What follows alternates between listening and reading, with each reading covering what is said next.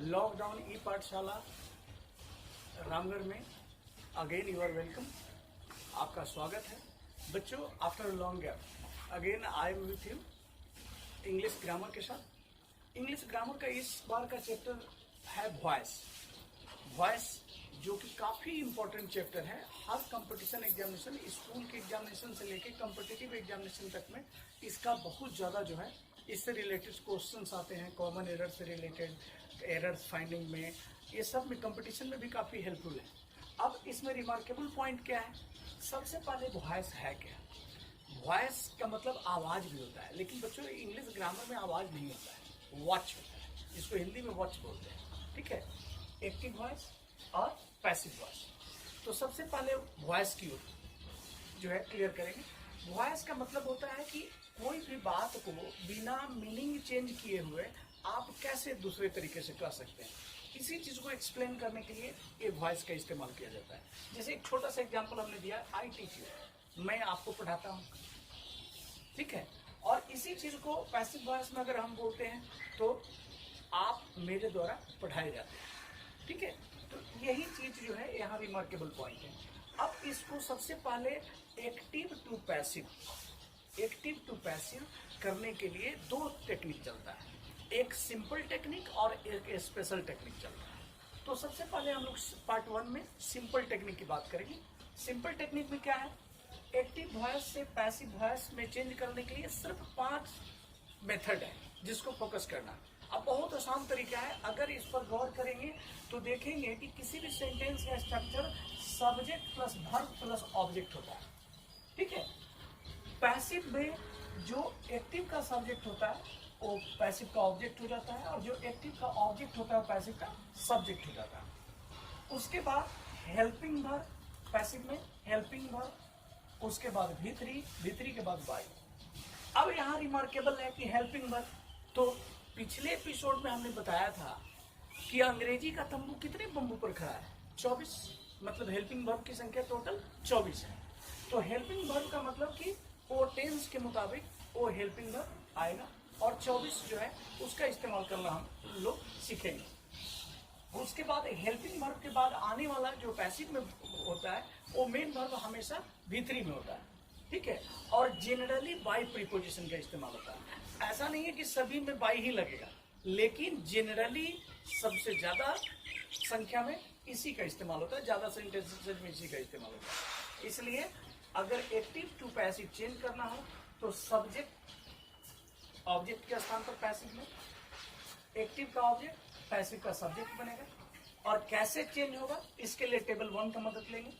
Subject से object में और ऑब्जेक्ट से सब्जेक्ट में चेंज करने के लिए टेबल 1 का हेल्प लेंगे। टेबल 1 क्या है? तो नॉमिनेटिव केस और ऑब्जेक्टिव केस। इसको आसानी से समझने के लिए ऐसे भी कर सकते हैं, इसको इस तरीके से भी कर सकते हैं। ए इस तरीके से काम कर सकता है, इसको यहाँ से ऐसे कर देंगे, ठीक है। और ये आपका है क्या? वर्ब। तो वर्ब के जो पहले आता है, वर्ब के जो पहले आता है उसको सब्जेक्ट बोलते हैं, और वर्ब के जो बाद आता है उसको ऑब्जेक्ट बोलते हैं।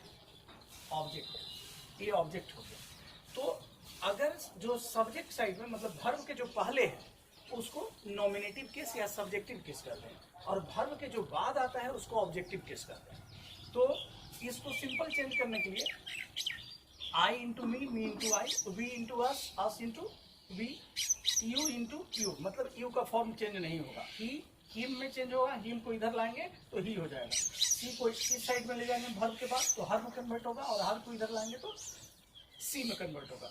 ईट का दोनों फॉर्म सेम रहेगा। दे सब वर्ब के पहले रहेगा तो दे, और वर्ब के बाद ले जाएंगे तो देम होगा।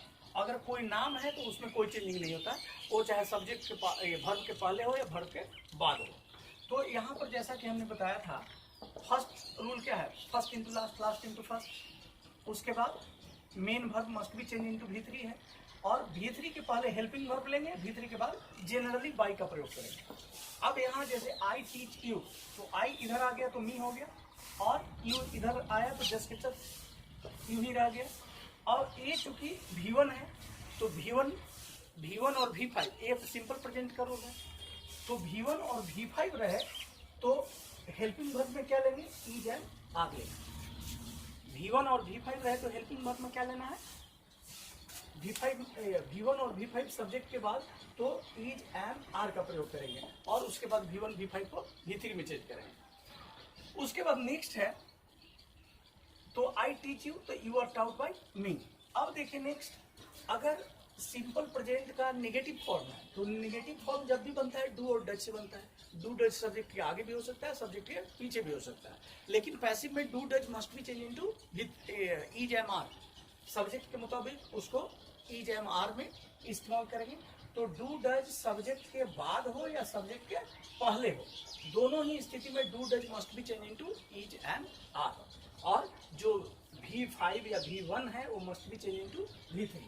अगर प्रेजेंट कंटिन्यूअस सेंटेंस है, मतलब इज एम आर के बाद अगर V4 का इस्तेमाल होता है तो इज एम आर के बाद एक नया वर्ड बीइंग लगाएंगे और बीइंग के बाद ये जो V4 है उसको V3 में कन्वर्ट करेंगे। उसी तरीके से प्रेजेंट परफेक्ट में हैज हैव के बाद V3 आता है, लेकिन जब पैसिव फॉर्म में चेंज करेंगे तो हैज हैव के बाद बीन का प्रयोग करेंगे। वो बजाने वाला बीन नहीं, ये BEEN बीन है, ठीक है।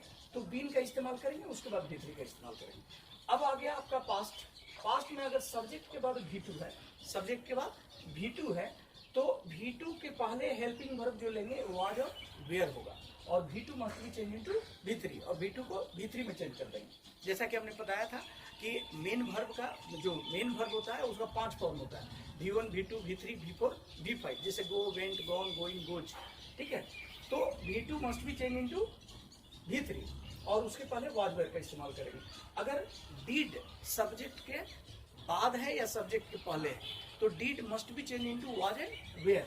तो इस तरीके से डीड को वाज एंड वेयर में चेंज करेंगे और V1 को V3 में चेंज कर देंगे। ये आपका सिंपल पास्ट समाप्त। नेक्स्ट आपका वाज वेयर ये पास्ट कंटिन्यूअस है, तो पास्ट कंटिन्यूअस में वाज वेयर के बाद आने वाला वर्ब V4 होता है, मतलब जिसमें ING लगा होता है।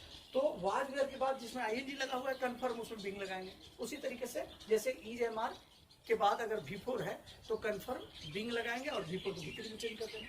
उसी तरीके से यहाँ भी करेंगे। वाज वेयर के बाद V4 है, मतलब ING फॉर्म है, तो वाज वेयर के बाद बीइंग लगाएंगे और उसके बाद V3 का इस्तेमाल करेंगे। नेक्स्ट है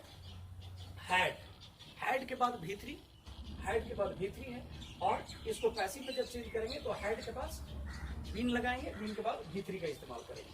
अब आपका आ गया सिंपल फ्यूचर या फ्यूचर इंडेफिनिट। फ्यूचर इंडेफिनिट का पहचान हमने पहले भी बताया था, शैल और विल होता है।